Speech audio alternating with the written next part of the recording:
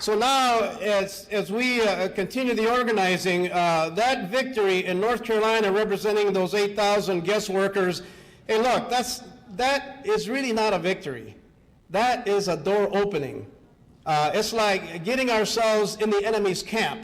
We're in the middle of their camp now, but now it's like I call it our Trojan horse into the enemy's camp. Now we got to get our troops out there and capture the rest of the industry throughout the deep belt of the South, because the driving industry there is tobacco. I mean, our workers harvest 27 different crops, but if you take the tobacco industry, that stretches across that whole deep part of the South, and it is the main money crop for industry in that region, in agriculture. Because the workers that do tobacco also do the sweet potatoes, they do the berries, the vegetables, and everything else, but those are shorter-term crops. We have members that work in maybe 5 different crops and maybe transfer to 5 different farms under that North Carolina Growers Association. So the R.J. Reynolds Tobacco Company, that collective bargaining agreement represents only about 20% of all the R.J. Reynolds tobacco cutters. Now we're going to go after the 80%. 20,000 tobacco cutters, all of them immigrant workers from Mexico and Guatemala. And I'm telling you that we don't have to wait for legalization. We don't have to wait for anything, because people are human beings and they got rights, and they shouldn't die in the fields. They shouldn't continue to be exploited.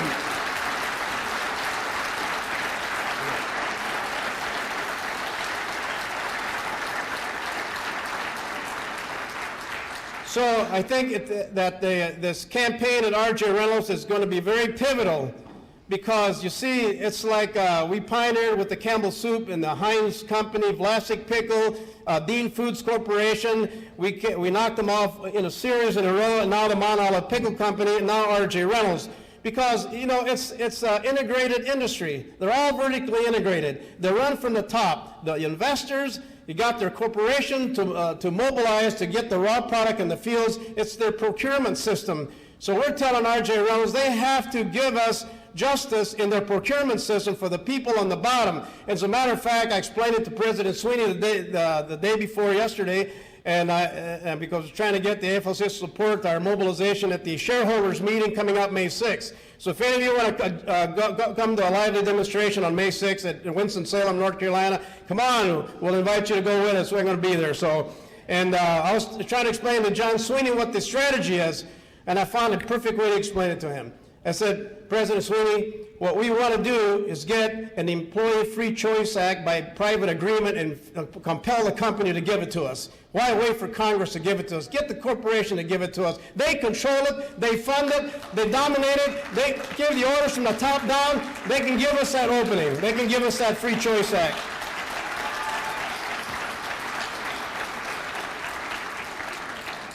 But can you imagine 20,000 farm workers unionized in the tobacco industry? That'll open the door to organizing of all kinds. The brothers and sisters at Smithfield, who've had that long campaign, have come to us and said, we watched what you guys did. By golly, if you guys can do it, we can do it too. So we're going to hang in there until we win that fight.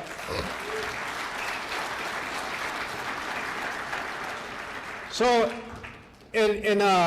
but the key thing in this Reynolds tobacco boycott is that they, like any other corporation, source their product globally.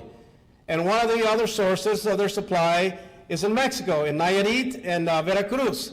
They buy a lot of tobacco from those regions, and even the Mexico tobacco products mix their tobacco with the southern tobacco, so they're all in cahoots together. So we need to internationalize our agreements, internationalize the trade union. This is what I like about Labor Notes. It's the only gathering in America where we try to internationalize the struggle. If they're going to globalize us to death, we need to globalize to organize them to death.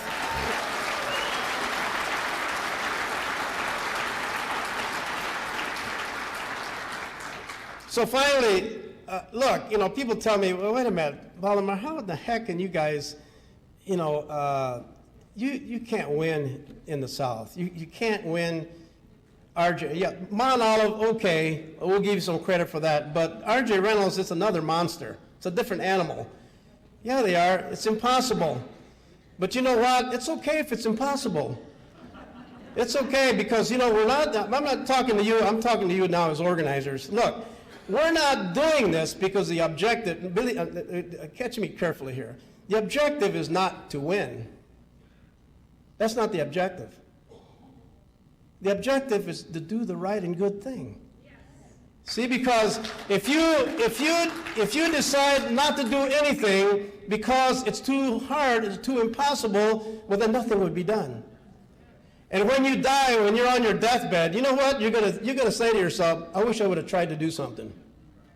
So if you go and do the right and good thing now, and if you do it long enough, good things will happen. Something's gonna happen. See, early in my organizing career, I remember I've been arrested 2 or 3 times. I lost track of 30-something times throughout the years.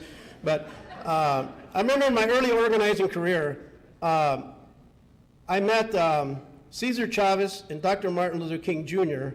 in a period of 3 months, both men.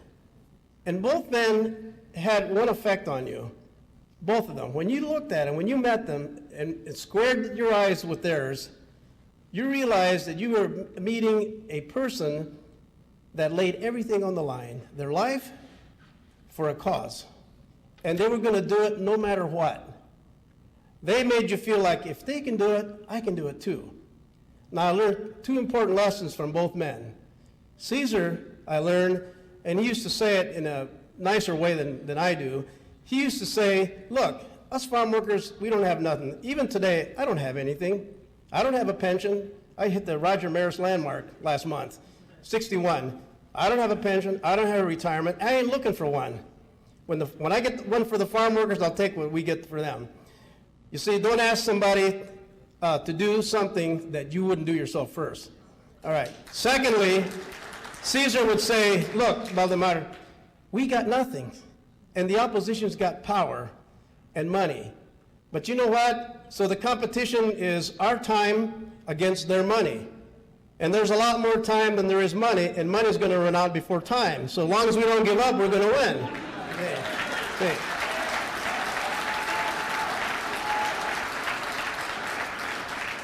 And Dr. King, I remember I was in my senior year at Bluffton College, and I was organizing in the summers, and after school I was out there with my parents, hunkering to help and finishing the crop. After I got done with my classes at the college, I'd drive home real quick, help them finish that last row of potatoes or cucumbers, whatever we were harvesting. And I get a telegram from Dr. Martin Luther King Jr. at the college, inviting me to go to Atlanta to help plan this Poor People's Campaign. It was in 1968. And I go down there, and history before my eyes. And we had this long conversation with Dr. King and Andy Young, Abernathy, and a young Jesse Jackson.